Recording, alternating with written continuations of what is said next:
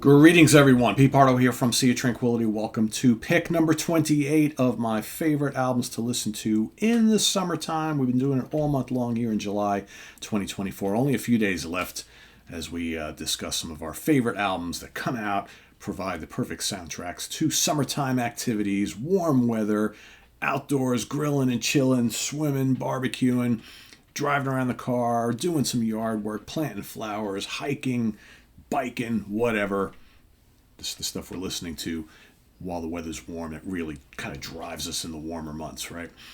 Exciting stuff, sing-along stuff, memorable stuff, stuff that most people know and totally get into when they're getting together, celebrating the summertime, right? That's what we're kind of striving for all month long today for this pick. Day number 28. This is the fourth studio album by this American band, released January 30th, 1978. Recorded at his Master's Wheel Studios in San Francisco, California, as well as Cherokee Studios in Los Angeles, California.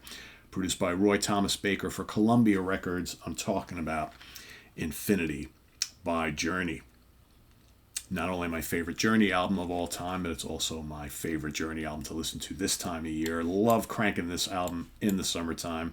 I like listening to it all year, actually, but I really enjoy listening to it in the summertime because it's just filled with anthems and great songs, and it's the first album with this new lineup of the band, which includes now on lead and backing vocals, Mr. Steve Perry, Neil Schon, electric and acoustic guitars, backing vocals, Greg Raleigh, keyboards, lead and backing vocals, Ross Valerie, bass guitar, backing vocals, and Ansley Dunbar, drums and percussion.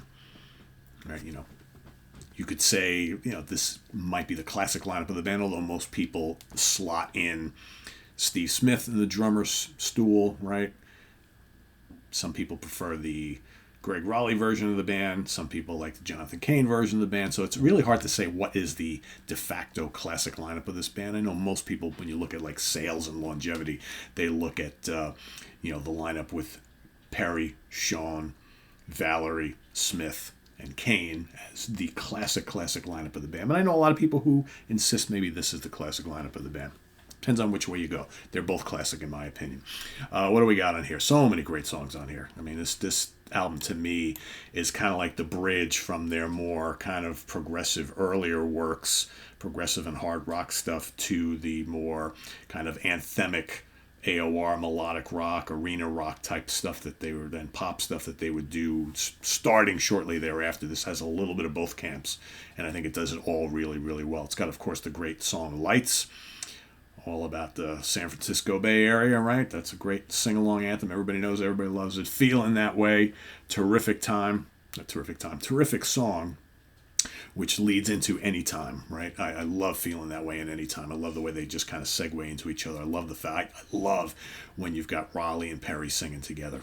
That's, to me, is just absolute magic, and it's a shame they didn't kind of keep that going a little bit longer. La Doo Da is a big, boisterous, fast-paced, heavy rocker. Love that. Then you've got the great Patiently. Right? What a vocal performance in that one by Steve. Great kind of ballad song, just so good. And then over on side two, you got the legendary hard rocker Wheel in the Sky, majestic and just terrific, great guitar work from Neil Schon. Classic song right there. Something to Hide, another emotional rocker with just a killer vocal from Steve. Great song, underrated track on this album. Then, of course, the great Winds of March. Love Winds of March. That's kind of proggy, again, very dramatic. Just awesome song. Could be my favorite song on the album. I've got a lot of favorites on the album. Can Do is up next. Another great song. And then Open the Door finishes it up. Just not a weak track on here. Again, I don't think this album gets the credit like, Frontiers and some of the later albums get. But, man, it's just killer tracks on here. This is Journey, right on the cusp of becoming a pretty big band. So speaking of big, let's talk about the charts and things. Canada, 22 on the Canadian charts. Swedish album charts, number 37, and this one made it to number 21 on the Billboard charts.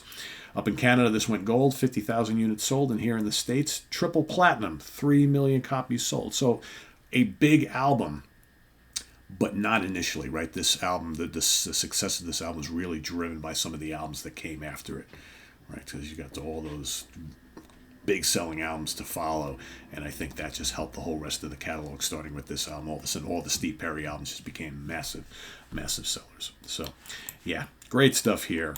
Big fan of this album. Let me just see what we got singles. All right, Wheel in the Sky, released March of 1978. Feeling That Way, along with Anytime, because they did play them together, was released June 1978, and August 1978, Lights was released as a single as well. So, great album. A classic Journey album for me, my favorite Journey album. That's my pick for today, day number 28. Let us know what you think of this album down in the comments below, as well as your picks for today. List it down below, and visit us on the web at www.seatranquility.org. We're on Facebook, we're on YouTube, all together, all the damn time. Please subscribe if you haven't already, and click on that notification bell so you get alert of all of our content as it posts. And please do hit the like button before you leave. Also down below, get the links to our Ko-Fi page for channel donations, our merch page, and our Cameo page. Thank you in advance for all your support there, as always. And we'll see you soon here with more stuff coming up in just a little bit. We've got ranking the albums of King Diamond. George LeMay and myself will be tackling all 12 studio albums in King and Company's discography. So stay tuned for that in just a little bit. We've got day number 29 coming up tomorrow in this series.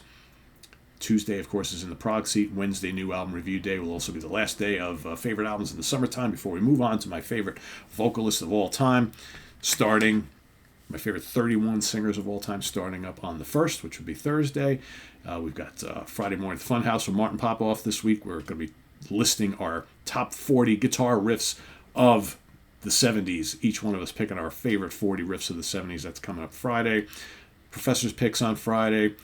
Jamie Laszlo and the review crew on Saturday. And then Sunday, ranking the albums once again.